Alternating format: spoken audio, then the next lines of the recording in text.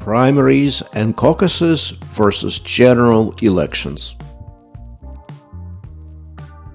What is the purpose and practice of primaries and caucuses? Primaries and caucuses serve as the first round of elections. During primaries and caucuses, the parties choose candidates.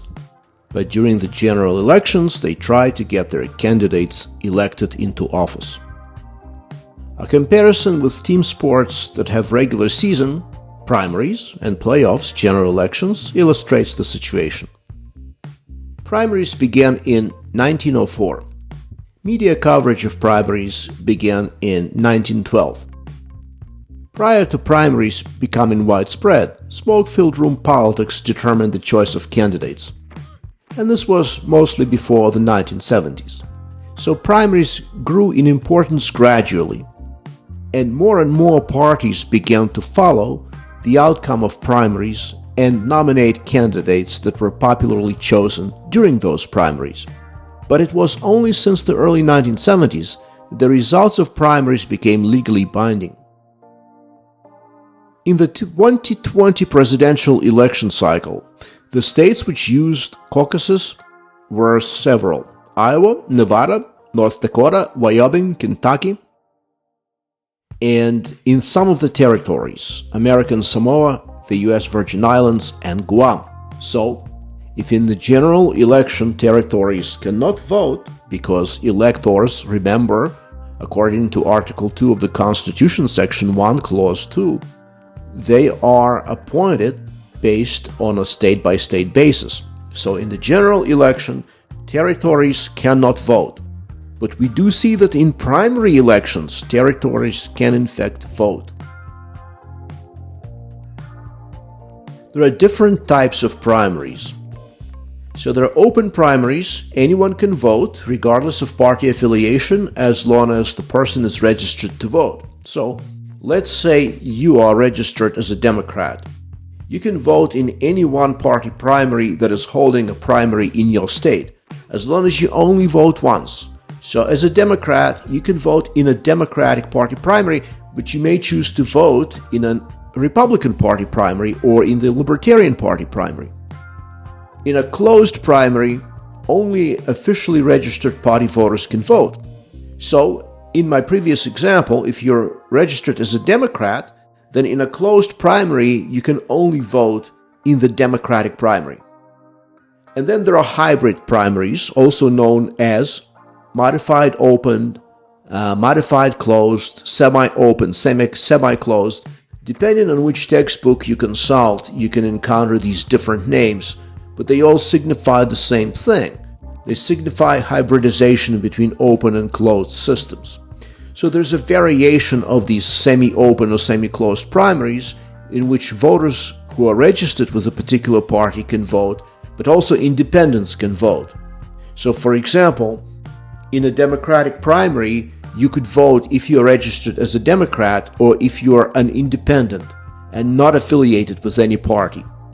There's also a variation that some major parties hold, where you can vote if you're registered with that party or if you're an independent or if you're registered with a minor party, but not with the other major party. So for example, let's say it's a Republican Party primary and you are registered as a Libertarian. So you could vote in this variation, you could vote in the Republican Party primary.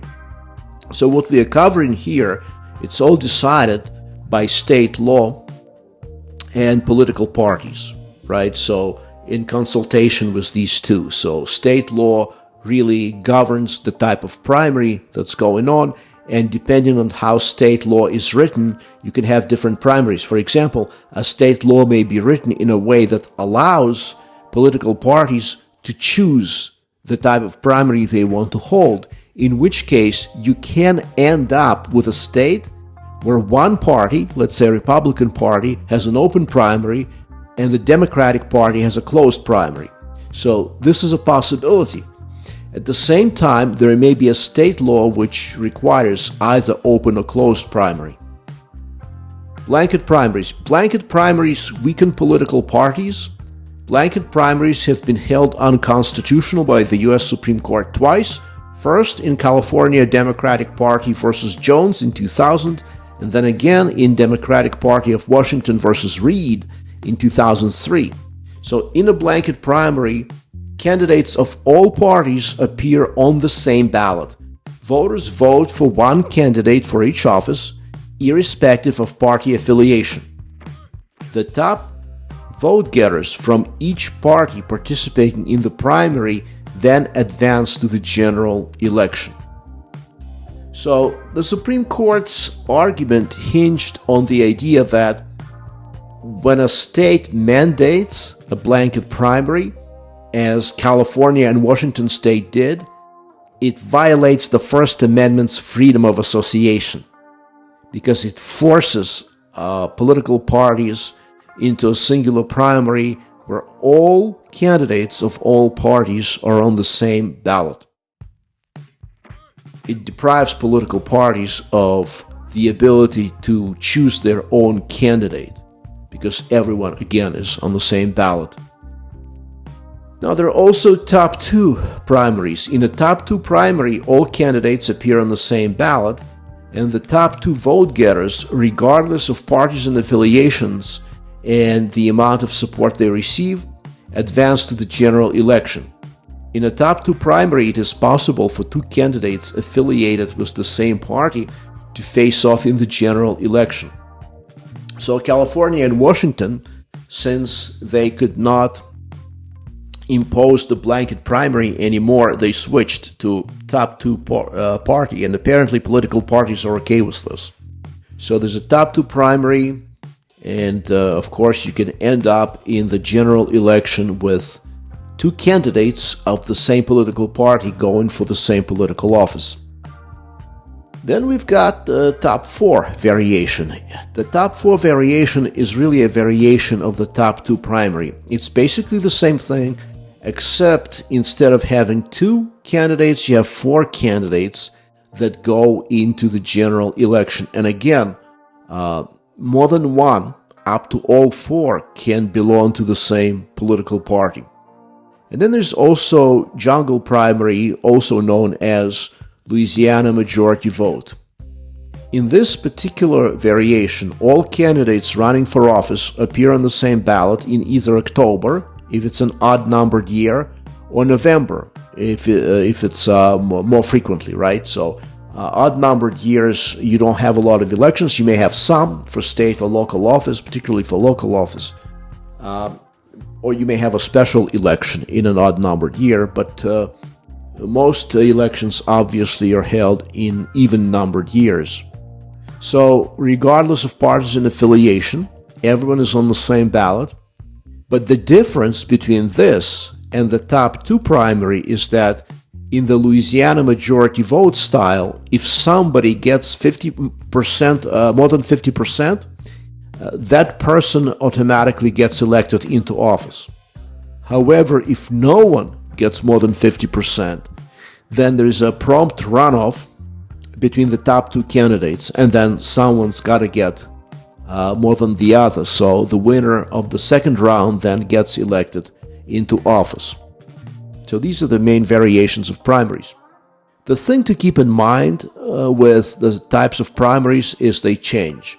So just because in a given election cycle a particular state used a particular type of primary, you cannot assume that in the next cycle, especially if it's a presidential election cycle and it's been more than 4 years, that state continues to hold the same type of primary. So if you want to be current, you have to look it up. You have to know what type of primary your particular state is holding. Or if it's a caucus, you have to make sure that your state holds a caucus.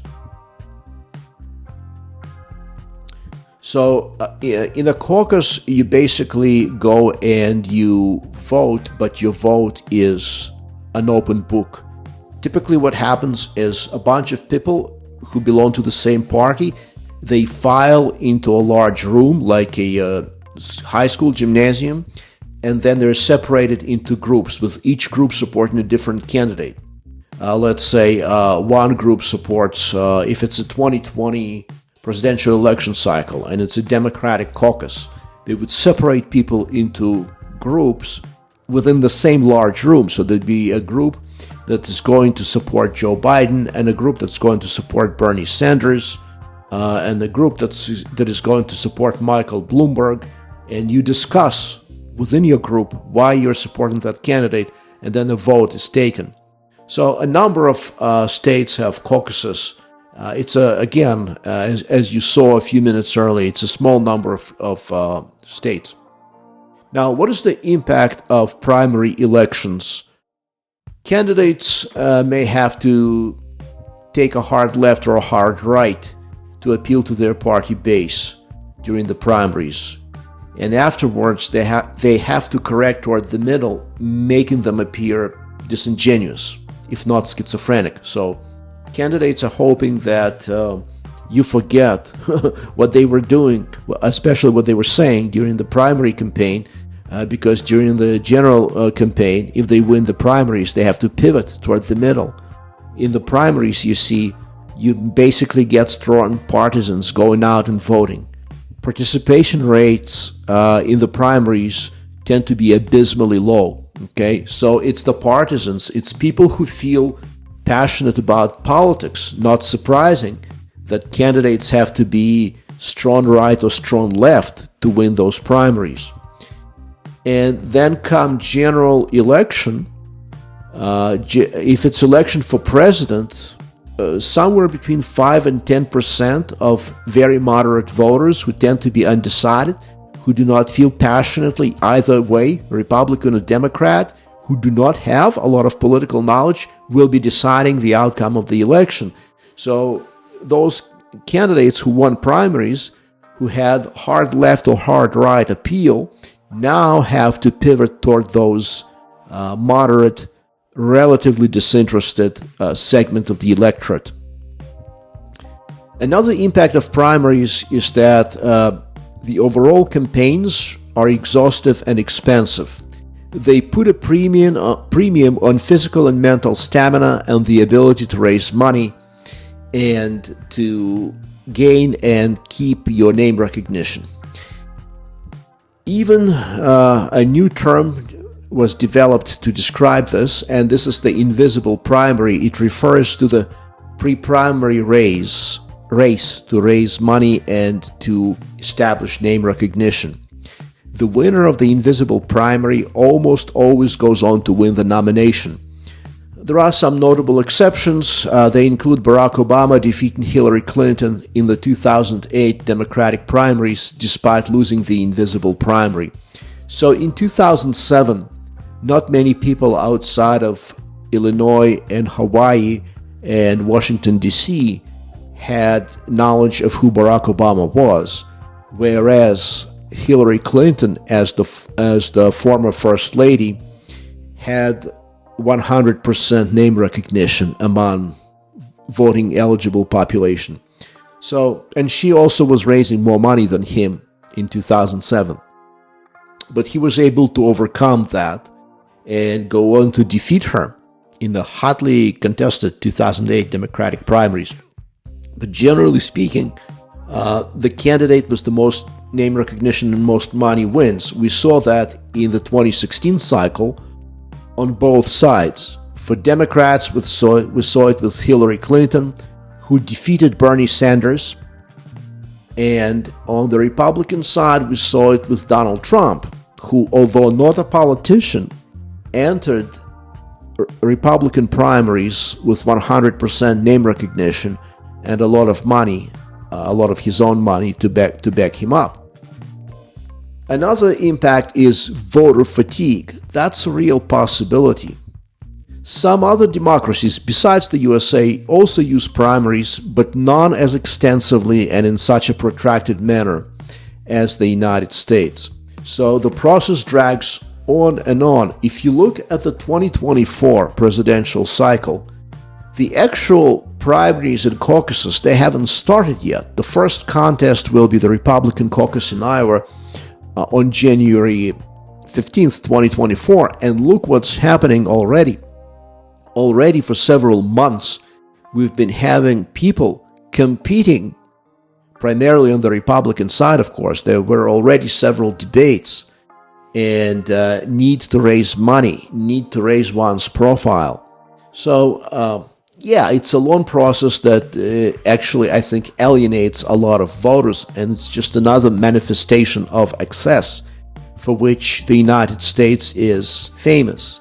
So it's not just politics, it's certainly not just primaries, it's sort of the overall culture of the place.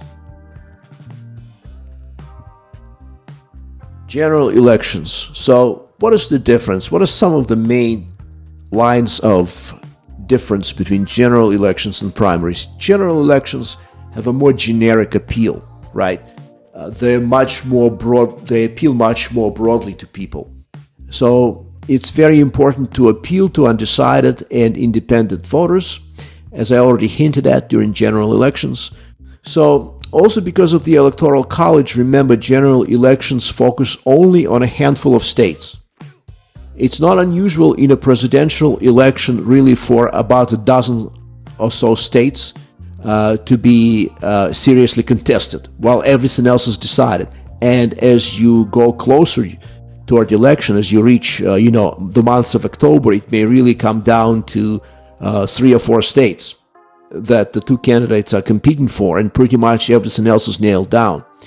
So general elections are narrow in this regard, in their geographical scope, whereas primaries, you compete all over the country, including even in the territories. General elections have a greater focus because the focus is on just 2 candidates, one Democrat, one Republican. Only a tiny segment of strong third-party partisans focus on someone other than the Democrat or Republican. Third parties overall, all of them together, the Greens, the Libertarians, the Reform Party, the American Independent, in most elections, the popular votes that they get, the popular vote total that they get, is in single digits. And in the vast majority of elections, they win 0 Electoral College votes.